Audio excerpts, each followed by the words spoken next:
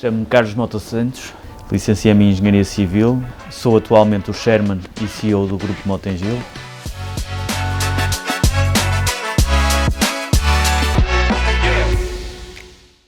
Eu nasci, fui criado e estudei sempre na cidade do Porto, fiz todo o meu percurso escolar e depois o meu percurso académico na cidade do Porto, inicialmente num colégio privado, chamado Colégio da Paz, que nem existe, e depois mais tarde numa escola pública, uma escola secundária, António Nobre. Posteriormente ingressei na FEUP, na Faculdade de Engenharia, e foi aí que tirei a minha licenciatura em Engenharia Civil, após a qual comecei a trabalhar desde o primeiro dia, ainda numa empresa chamada Mota e Companhia, que faço parte da terceira geração da família Mota, fundadora do Grupo Mota-Engil, mais do que uma obrigação, ou seja, não havia obrigatoriedade, nunca tive por parte seja da minha família, seja dos meus pais, qualquer tipo de pressão no sentido de seguir a engenharia e de trabalhar no grupo. No entanto, sempre foi uma coisa que eu dei como adquirido, por isso é difícil de explicar, ou é muito difícil identificar quando é que surgiu o bichinho, porque esse bichinho sempre coexistiu comigo. A minha transição foi relativamente simples e, uma vez mais, é difícil dizer que aquilo acabou num dia uma coisa e começou no dia seguinte a outra, porque eu, ao longo de todo o meu percurso académico, já antes vivia muito a empresa, não é? Não só em termos do dia-a-dia da empresa e dos grandes acontecimentos do grupo, mas também acompanhava os projetos, sobretudo os projetos aqui em Portugal, a nível de infraestruturas, e tinha a oportunidade não só de os visitar, mas também de fazer pequenos estágios. Então a transição foi uma transição, diria que simples e rápida. Eu terminei o curso, não me lembro em que dia, mas deve ter sido alguns em junho. Em julho já estava a trabalhar efetivamente como assalariado da Mota e Companhia ainda. Eu acho que fiz o percurso, fiz as escadas todas, e depois eu tive a oportunidade de viver aqui dentro do grupo fases muito marcantes. Inicialmente, uma vez mais, comecei o meu percurso pela Mota e Companhia, posteriormente passando por diversas áreas da empresa cá em Portugal, nomeadamente na parte de apoio à produção. Depois tive a oportunidade, durante bastantes anos, ingressar a produção propriamente dita. Eu participei em 3 obras cá em Portugal, na altura obras de infraestruturas rodoviárias. Estamos a falar em 2003, 2004, 2003, 2002, 2003. Ou seja, estamos em plena fase das construções rodoviárias. Participei não só na A11, como depois na Costa de Prata, na construção da Costa de Prata, e depois na construção da beira interior. E isso foi importante porque, de facto, fui engenheiro de obra, propriamente dito, responsável por frentes de trabalho, responsável por equipamento, etc, etc. Posteriormente, fui trabalhar para uma outra empresa, que era do grupo, mas que à altura era uma empresa distinta, que era a Engil, e aí, de facto, pude começar a entrar noutros campos, não exclusivamente de produção, mas mais na área do planeamento e controle dos projetos, na área de planeamento e controle económico, e foi importante para começar a versar mais sob o ponto de vista dos números da obra.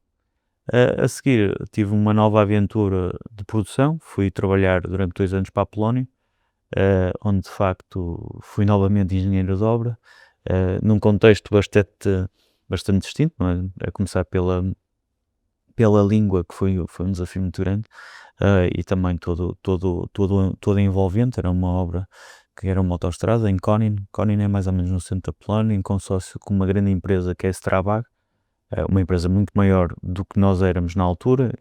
Diria que hoje já não é, já somos mais ou menos o mesmo também, mas de facto foi muito interessante. Permitiu-me trabalhar na Polónia com uma empresa austríaca, mas de base ou de perfil germânico, e foi um momento de grande aprendizagem sob o ponto de vista profissional, mas também pessoal.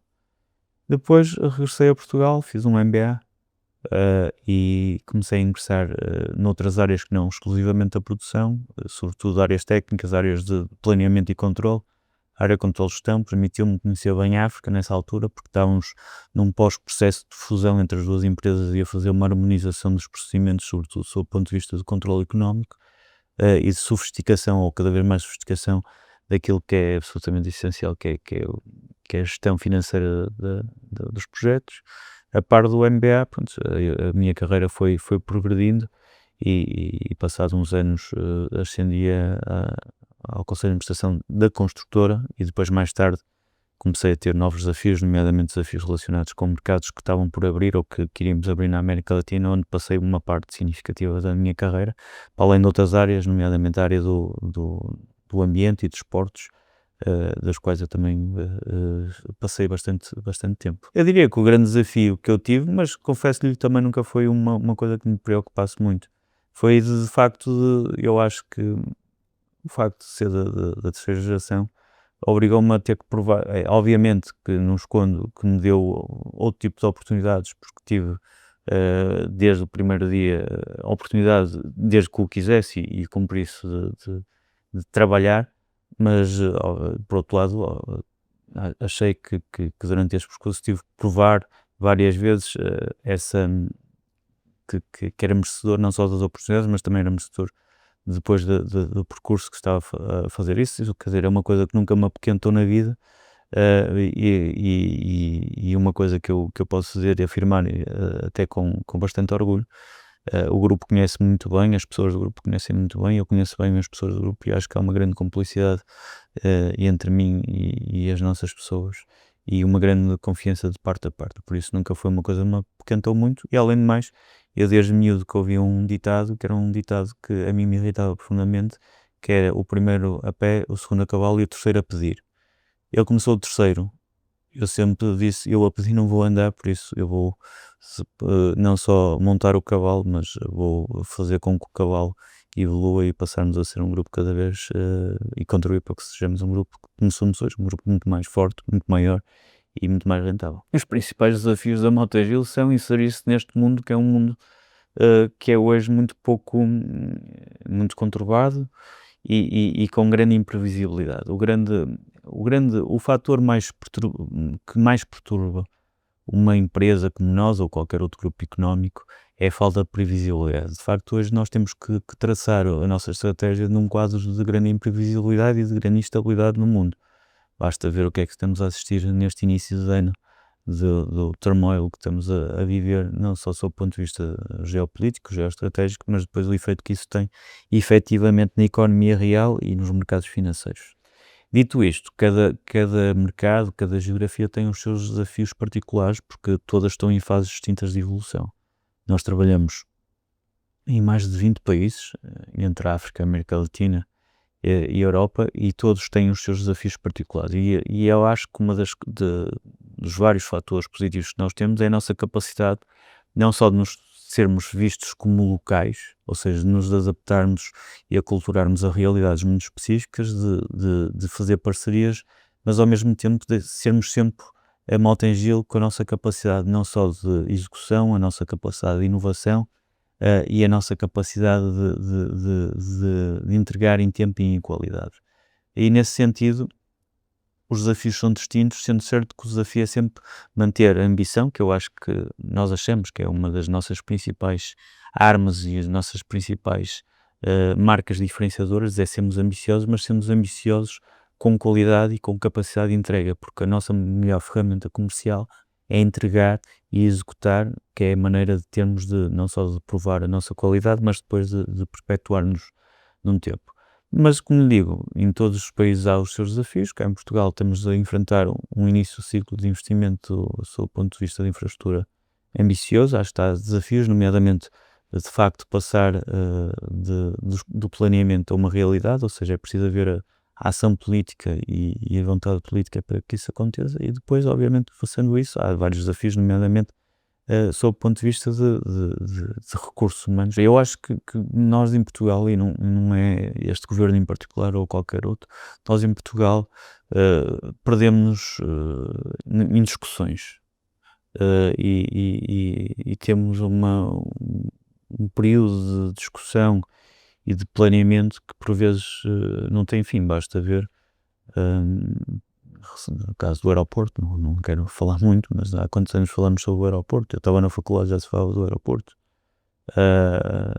e outros casos. Por isso eu acho que, mais do que, eu acho que temos que tomar decisões e depois de tomar as decisões implementá-las e não estarmos consecutivamente e perpetuamente a discutir as decisões que acabamos de tomar.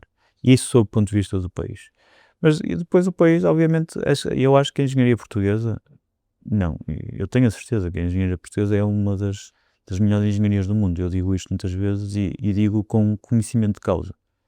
Não há nenhum grupo em Portugal de engenharia que possa afirmar isto com mais veemência do que nós. Nós somos portugueses, somos de base portuguesa, operamos em 23 países atualmente e, de facto, a engenharia portuguesa é distintiva sob o ponto de vista de capacidade, de inovação, de competência em face a todas as outras engenharias do mundo. E, nesse sentido, eu acho que nós temos que utilizar a nossa engenharia portuguesa não só como uma indústria local, aqui em Portugal, mas também sob o ponto de vista de internacionalização, não de exportação, de internacionalização, ou seja, as nossas empresas de engenharia, seja a nível de projetistas, seja a nível de construtores, seja a nível de fornecedores de materiais, têm que ter a ambição e o desafio da internacionalização. E a internacionalização não é exportação, não é exportarmos produtos, não é exportarmos serviços, é de atuar fora de Portugal em mercados internacionais. Mas para isso não existe capacidade de internacionalização se não houver um mercado doméstico robusto. E nesse sentido, acho que o grande desafio, o grande desidrato para o nosso setor, e eu acho que para o Estado português e para a economia portuguesa, é se de facto vamos saber aproveitar a janela de oportunidade que vai haver nesta onda de investimento público em Portugal para dotar as nossas empresas de engenharia de capacidade suficiente aqui em Portugal, de forma a que tenham, digamos, a robustez de se internacionalizar. Isso é o grande desafio. E isto é uma oportunidade que surge uma vez em cada geração, se tanto. Não me parece que haja uma preocupação, uma visão muito grande sobre esse aspecto. Acho que há instalado muito a preocupação de se há capacidade instalada das empresas portuguesas e que é preciso ir procurar essa capacidade em empresas estrangeiras. Eu não vejo nada mais errado que isso. Nós, Mota-Engil, atualmente somos o maior construtor de ferrovia do mundo ocidental. Não entro nessa conta com empresas chinesas. Nós, nos últimos 3 anos, construímos mais de 3.000 km de ferrovia entre o México, Nigéria, Angola, Colômbia e alguma aqui em Portugal. Por isso, causa-me alguma consternação e algum espanto quando um projeto que tem 300 km, que é de alta velocidade, há esta dúvida da capacidade instalada das empresas portuguesas. Nós fizemos coisas que infelizmente outras empresas não fizeram, que foi ganhar a escala. E ganhar a escala através de processos de solução. Basta ver o que se passou em Espanha e em outros países, mas não vamos mais longe. Hoje a Espanha tem campeões mundiais em diversos setores, desde a banca, energia, têxtil e passando pelas infraestruturas.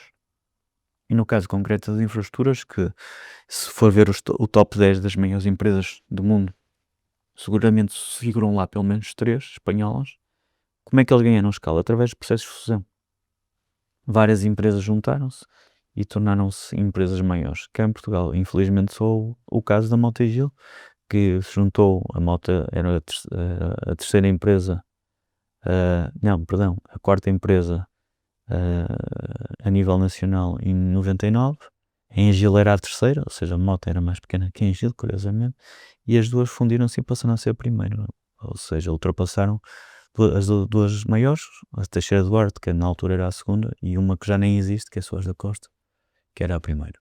Nós vemos as exigências do ponto de vista ambiental, social, de governance, ou seja, em termos de sustentabilidade, como uma vantagem competitiva. E temos que ver não só como uma vantagem competitiva, sob o ponto de vista de sermos compliant com práticas sustentáveis e depois evidenciar que as temos, mas por outro lado de nos diferenciarmos dos demais num contexto competitivo global. Ou seja, tal como no passado o facto de sermos certificados em termos de procedimentos de qualidade, de segurança em ambiente, depois mais tarde em termos de compliance, é uma vantagem competitiva em termos comerciais. O a dimensão sustentabilidade é uma vantagem competitiva ou pode ser uma vantagem competitiva sob o ponto de vista do comercial, de nos diferenciarmos nesse contexto. Além disso, acho que também é uma ferramenta que é importantíssima no sentido de, por um lado, sermos mais competitivos em termos de financiamento da nossa atividade. Cada vez mais há entidades financiadoras, desde banca comercial ou tipos de entidades financiadoras que têm linhas mais competitivas sob o ponto de vista de pricing para empresas que evidenciem práticas sustentáveis, por um lado, e por outro lado, como penso que sabem, a Motogil é uma empresa cotada na Bolsa, e sendo cotada na Bolsa, cada vez mais há uma exigência por parte do mercado de capitais, seja a nível de investimento na própria empresa, seja a nível ou seja, de equity ou de dívida, ou seja, de financiamento à empresa, onde de facto cada vez há mais exigências do ponto de vista da sustentabilidade. Por isso eu acho que a sustentabilidade é mais um passo na evolução do que aquilo que é a diferenciação das empresas e da capacidade que as empresas têm de competirem no mundo global. Sob o ponto de vista da inovação, nós temos de estar sempre no vértice da inovação, porque uma vez mais é uma questão de competitividade, porque se nós não o fizermos, alguém o irá fazer. A Ordem dos Engenheiros é absolutamente fundamental naquilo que eu entendo que é a engenharia como um fator de competitividade da economia portuguesa e um produto de internacionalização.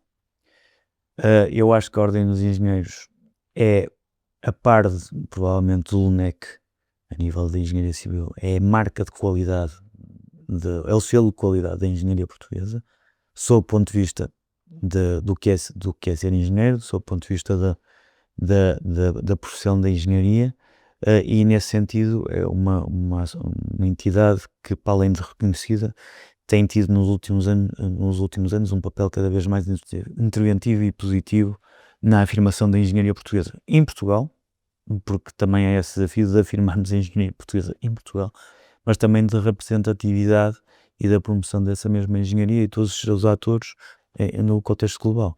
Por isso, a nossa parceria entre a parceria entre a Motogil e a Ordem dos Engenheiros é o passo, é a coisa mais natural que pode haver, porque de facto nós somos a maior empresa de engenharia portuguesa e não poderemos deixar de estar intrinsecamente ligados, associados em absoluta comunhão com a Ordem dos Engenheiros. Acho que não temos sabido corresponder de uma forma efetiva aquilo que são as exigências dos nossos jovens, e eu acho que é um desafio que nós temos de ter nos próximos anos, é de facto de atrair mais jovens para as escolas de engenharia. Acho que isso está a acontecer, mas depois de ter a capacidade de atrair e reter esses talentos para as nossas empresas portuguesas. O meu querido tio, o engenheiro António Mota, que infelizmente desapareceu há pouco menos de 2 meses, costumava-me dizer uma coisa: uma pessoa, se for engenheiro, pode ser gestor, pode ser político, até pode ser tirar o curso de medicina, pode ser o que quiser. Agora, uma pessoa que tira o curso de gestão nunca vai ser engenheiro. Uma pessoa que tira o curso de economia nunca vai ser engenheiro. Uma pessoa que tira o curso de advogado nunca vai ser engenheiro. Ou seja, verdadeiramente, ser engenheiro permite-nos estar, diria que em praticamente todas as áreas profissionais da nossa sociedade. Permite-nos ser o que nós quisermos. E eu acho que ser engenheiro é é o curso, é a formação mais abrangente, que é muito técnica, mas dá-nos tantas ferramentas sob o ponto de vista de uma coisa muito característica portuguesa, que é o desenrascanço, que nos permite ser tudo. Por isso, eu já vi muitos gestores de topo serem engenheiros, já vi muitos, desde a banca à indústria, à construção, à política, até mesmo em termos legais e tudo, serem engenheiros. Nunca vi nenhum advogado ou nenhum economista ou nenhum médico ser engenheiro. Tudo ao contrário, vê-se muitas vezes. Por isso, acho que Acho que é a formação mais completa e mais que mais potencia a nossa carreira profissional é a engenharia.